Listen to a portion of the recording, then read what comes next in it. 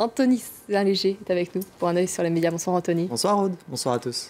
Vous revenez de cette conférence de presse du président élu Donald Trump. C'était sa première depuis son élection.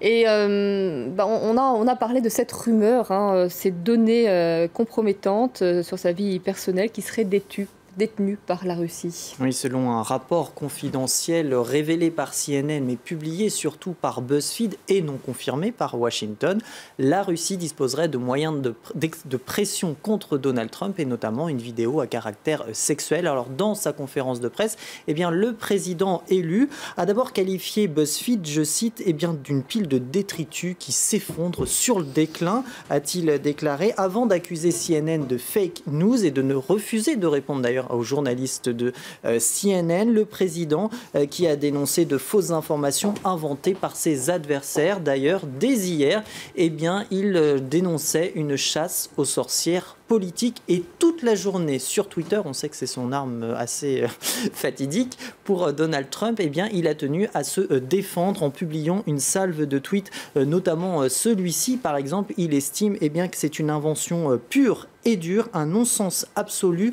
Autre tweet, un peu plus tard dans la journée, il a même comparé sa situation avec celle de l'Allemagne nazie. On est en train de chercher à me descendre, dit-il.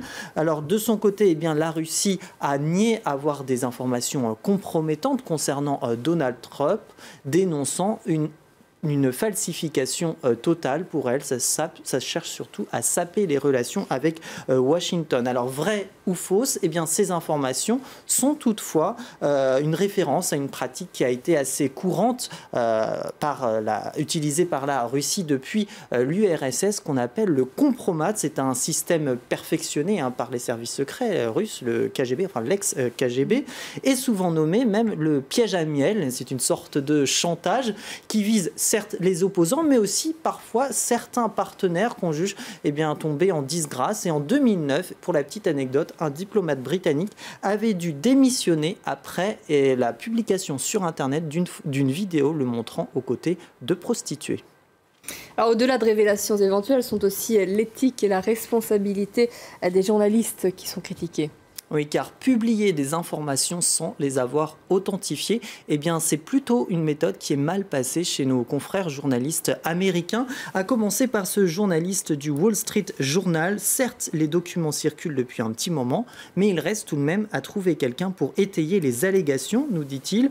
Ce n'est pas le journalisme, ce n'est pas comme ça que fonctionne le journalisme, estime ce journaliste d'investigation à USA Today. Certes, cette information peut être vraie ou fausse, mais en attendant, il n'y a aucune preuve à l'appui. À vous de décider si c'est légitime ou non. Autre réaction, cette fois-ci dans le New York Times, ce rédacteur en chef qui estime qu'une rédaction n'est pas en mesure de publier, il est impossible qu'elle puisse publier des choses si elle n'est pas en mesure de les affirmer. Toujours au New York Times, Adam Goldman estime lui que CNN a juste trouvé un moyen de parler du rapport et que BuzzFeed en a profité tout simplement pour le publier, de quoi être critiqué. CNN d'ailleurs qui a précisé qu'elle ne pouvait pas donner davantage de détails parce qu'elle n'était pas en mesure de recouper des informations, une des bases du journalisme. Autre réaction, cette fois-ci du New York Post, le tabloïd qui estime que BuzzFeed vise à devenir de plus en plus du fake news. Et bien sûr, face aux critiques, le rédacteur en chef de BuzzFeed a réagi. Il estime pour lui qu'il a fait ça en toute transparence. Les Américains, estime-t-il, doivent pouvoir se faire une idée par eux-mêmes. Il a même mis en ligne une note interne dans laquelle il précise que c'est le rôle de BuzzFeed que d'être transparent. Certes, il le reconnaît, il y a peut-être des doutes sur certaines affirmations, mais pour lui, publier ce rapport, c'est aussi ça, le monde du journalisme en 2017. Je vous remercie beaucoup, Anthony, pour votre chronique. Un œil sur les médias.